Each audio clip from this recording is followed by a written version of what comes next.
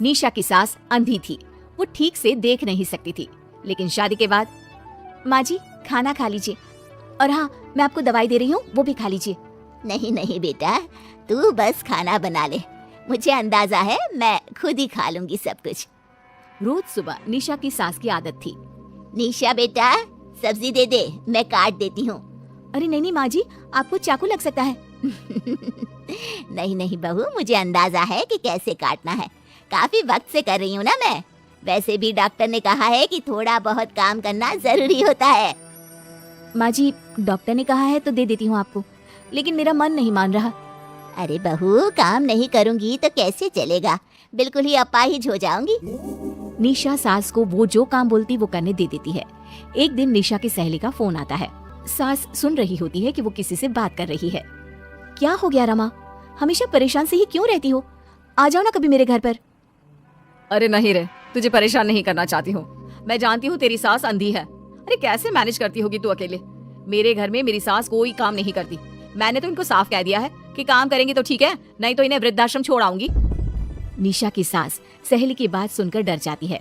वो बिना निशा का जवाब सुने वहाँ से चली जाती है। सास के जाने के बाद निशा कहती है, अरे नहीं नहीं, मेरी सास तो पूरा काम करती है। वो सब्जी काट देती है तो मैं छोंक देती हूँ, वो आटा गूंथ देती है तो मैं रोटी बना देती हूँ। अरे माँ जी तो झाड़ू भी इतना अच्छा लगाती है कि किसी को लगे ही नहीं कि किसी अंधे इंसान ने झाड़ू लगाया होगा। तू तो किस्मत वाली है। अरे मेरी सास के तो सारे अंग ठीक होने के बाद भी मगरमच्छ की तरह पसरी रहती है, सारा दिन सारी रात। अरे पता नहीं बुढ़िया को इतनी नींद आती भी कैसे है। खैर वक्त बीतता है और एक दिन निशा मोहल्ले में पति के साथ जा रही होती है कि सास की सहेली मिल जाती है। अरे आंटी कैसी हैं आप, कहाँ जा रही हैं? तुम लोगों के घर ही जा रही हूँ बेटा, तेरी माँ ने बुलाया है, कह रही थी बहुत जरूरी काम है। वैसे तुम लोग कहाँ जा रहे हो? हम मेरे मायके जा रहे हैं। अच्छा आप मम्मी जी के पास रहेंगी तो हम लोगों को कोई चिंता भी नहीं होगी। बेटा बहू चले जाते हैं। सहेली निशा के घर में जैसे ही घुसती है उसकी सास कहती है, आ गई रीना, जब से अंधी हो गई हूँ तू तो आती ही नहीं घर। अरे क्या बताऊं सीमा, तेरा तो मुझे कुछ समझ में ही नहीं आया। अरे जैसे ही बेटी की शादी हुई उधर तू अंधी हो गई, कैसे, मतलब समझ में नहीं आया। सास जोर जोर से हंसती है। अरे पागल हो गई है क्या? किसी अच्छे डॉक्टर को दिखाना, ठीक हो जाएगी। मन नहीं करता क्या दुनिया देखने का? कल को पोता पोती होंगे, उन्हें कौन खिलाएगा? तेरी भी तो बहू आई है, तेरे भी तो बेटे को बच्चा हुआ, कितना खिला लिया तूने। अरे हमारी तो किस्मत ही फूटी थी। लड़की की पहले दिन से ही डिमांड थी कि सास ससुर के साथ नहीं रहना, चाहे जो हो जाए। अब बोल क्या करती मैं? फिर क्या कर लिया तूने? दोनों आंखें होने के बाद भी परेशान ही है ना? हाँ पर चल कम से कम दुनिया देख तो रही हूँ ना, तेरी तरह अंधी तो नहीं हो गई। निशा की सास शांत हो जाती है। उनकी आंख से आंसू गिरने लगते हैं। अरे अरे रो मत, क्यों रो रही है? वैसे भी दुनिया में ऐसा कुछ नहीं है कि जो देखा जाए। चालाक बहुएं और ऊपर से वो बेटे जिन्हें बचपन से सीने से चिपका कर पाला, वो भी बीवियों के कहने पर माँ से लड़ पड़ते हैं। तेरी गुलाबी रंग की साड़ी बहुत अच्छी लग रही है, और ये जो चश्मे का फ्रेम है ना, जच रहा है तुझ पर। सहेली शांत हो जाती है। मतलब तू अंधी नहीं है, तू देख सकती है। हाँ, तू मेरी सबसे खास सहेली है, इसलिए बता रही हूँ। मैं ठीक हूँ, बिल्कुल ठीक। अरे तो फिर अंधी होने का नाटक क्यों कर रही है? दुनिया देख ली है मैंने, देखा है मैंने कैसे सास को देखकर बहुएं रंग बदलती है। मैं अपने बेटे के बिना नहीं रह सकती। पति का साया तो पहले ही उठ गया, बेटे को बहू ले गई तो क्या करूँगी? सारा काम कर देती हूँ, वो इसी में खुश है। सहेली निशा की सास को गले लगा लेती है।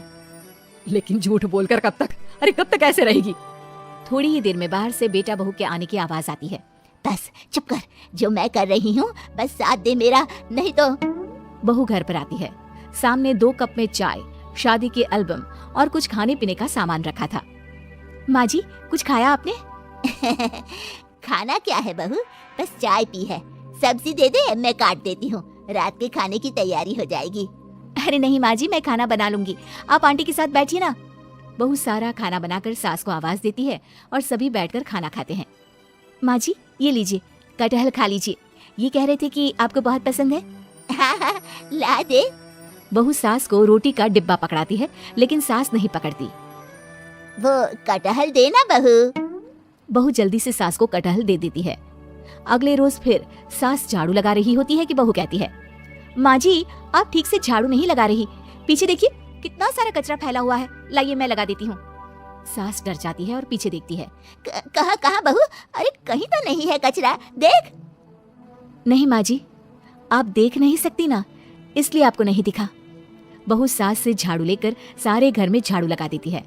सास अब जो काम करने जाती बहू उनसे छीन लेती। क्या बात है बहू, आजकल तुम मुझे कोई काम क्यों नहीं करने देती? माँ जी काम ही क्या है, हम 3 लोगों के लिए खाना और 2 कमरे की घर की सफाई, ये तो मैं आसानी से कर सकती हूँ। सास को समझ में नहीं आता कि आखिर बहू ऐसा क्यों बोल रही है। वो कुछ दिनों तक सब देखती है और फिर एक दिन बहू की सहेली आती है। अरे रमा क्या बात है, कैसे आना हुआ, बैठ मैं चाय लाती हूँ। अरे नहीं नहीं निशा, तू सहेली से बात कर, मैं ले आती हूँ चाय।